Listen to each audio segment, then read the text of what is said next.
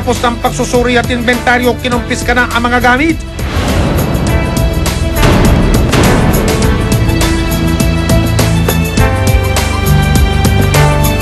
At dinala na ang nahuling 5 dayuhan.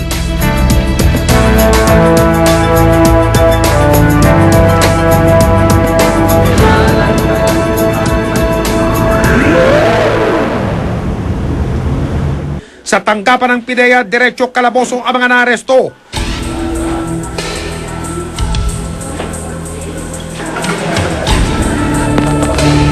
Patong-patong ngayon ang kanilang mga kaso dahil sa pagpapatakbo ng laboratorio. Yung Section 8 is manufacturing of drugs. Parusa nun is reclusion perpetua o life imprisonment. Tapos in relation to Section 26, which is also a non-bailable offense, ganun din ang penalty. Sinubukan namin kunan ng pahayag ang mga dayuhan pero tumanggi sila. Ang mga international syndicates, lalo na itong mga Chinese syndicates, bihirang-bihira silang magsalita, bihira-bihira silang magbigay ng impormasyon dahil alam nila na pag nagbigay sila ng impormasyon, yung buong pamilya nila na nakatira sa China, iwa-wipe out siya. Sumailalim din sila sa drug test. They were found positive for use of methamphetamine hydrochloride. Tulad ng mga biktima ng droga na nakulong sa sariling katinuan. Mararanasan ngayon ng 5 dayuhan ang hirap sa kulungan.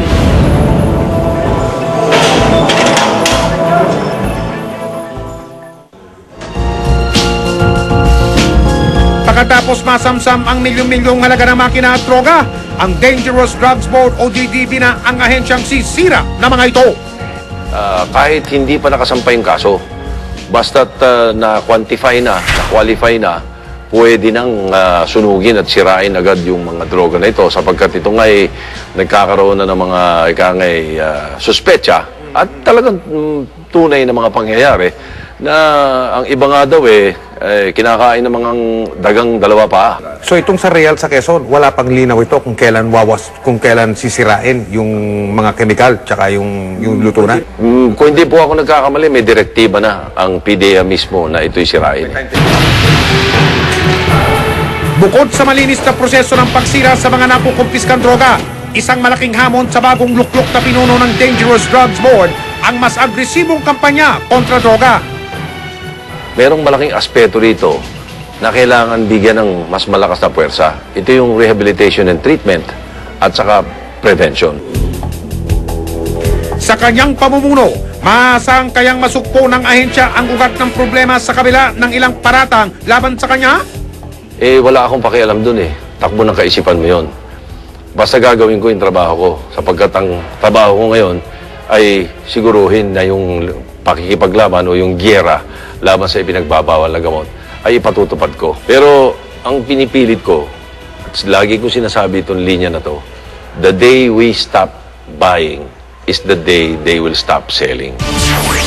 Sa talaan ng Bureau of Jail Management and Penology, 36% ng kanilang mga preso nakulong dahil sa mga krimeng epekto ng droga. 6% ng mga Pilipino ang nalululong ngayon sa pinagbabawal na gamot.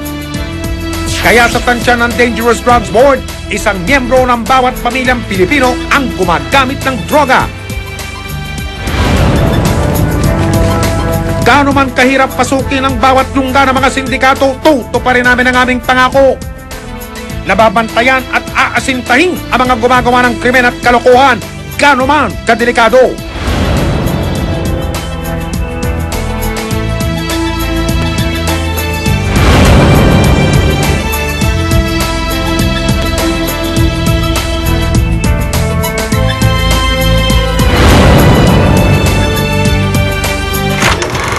Mabilis man ang pagbabago sa media, nandiyan pa rin ang mga lumang suliranin.